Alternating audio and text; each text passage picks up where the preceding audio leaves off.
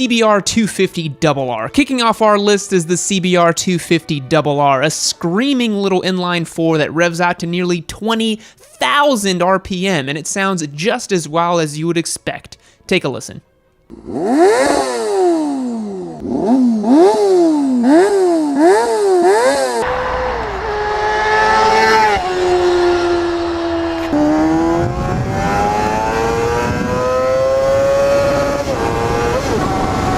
Many of these bikes are learner approved for restricted licenses, so it's a pretty awesome alternative to the boring small bore parallel twins that are usually associated with beginner bikes, provided you can put up with some of the quirks of an older bike. The Ducati Desmo Sedici RR. Going from inline 4 to huge V4s, the highly sought after and hugely expensive Desmo Sedici RR is a masterpiece from the Italian manufacturer Ducati.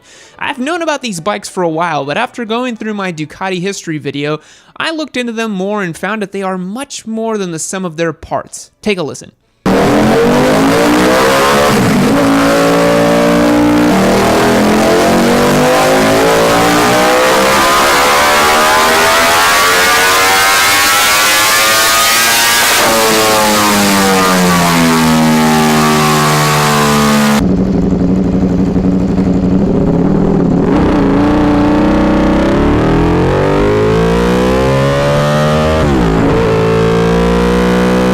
The Desmo Sedici RR might whisper light pretensions with its price tag, but it's an outstanding motorcycle that screams pedigree, and man, what a sound. The Honda CBX 1100. If you've seen my UJM video, you know that I had to include the CBX 1100, a screaming inline six-cylinder bike that just might make the best sound here. A howling F1 style sound from this Japanese mill. Take a listen. Thank you.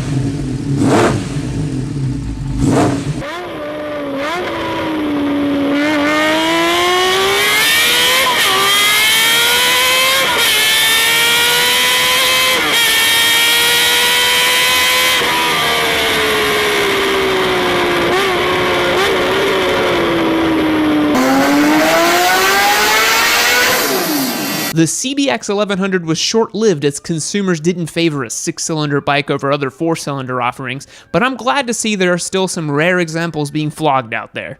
The cross-plane Yamaha R1. So this one might not exactly be rare. R1s are a pretty popular choice for the leader bike crowd. However, the distinct note from the cross-plane crank is one that is just too throaty and mean to not include in this list. Take a listen.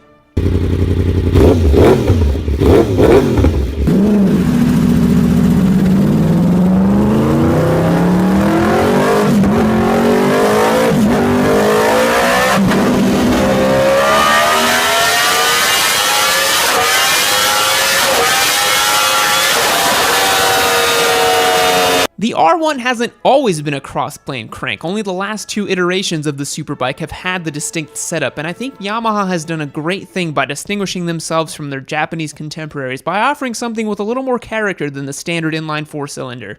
The Kawasaki H2 750. You knew a triple-cylinder motorcycle had to make its way into this list. I mean, come on, it's your boy Yami Dude making this list. I could have gone the easy route and included a 675 from Triumph, but check this one out. Old school, two-stroke, carbureted three-cylinder front from Kawasaki. Let's listen.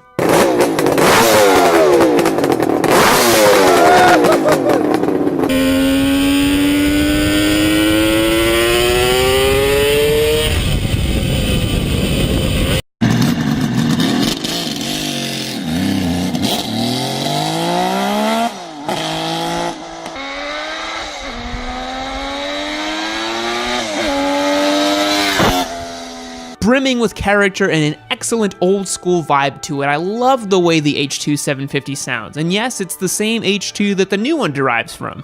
The Honda RC51. Man, I'm not even a Honda fanboy, but 3 of their motorcycles have made their way into this list. That's kinda crazy. The RC51 is Japan's answer to Ducati's twins, and Honda delivered. A throaty bark comes from this 1000cc twin and it sounds very mean. Here's a sound clip.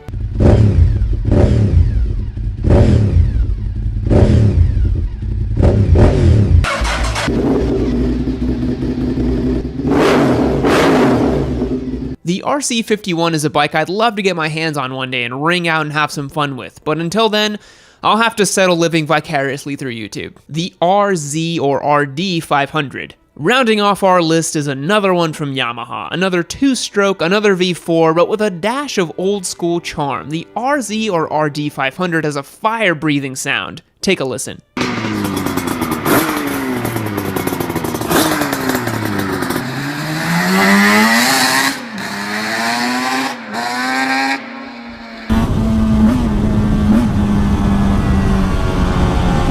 It's another old school bike that I'd love the chance to ride someday. I rode an RVF 400, a four-stroke V4, when I visited Australia.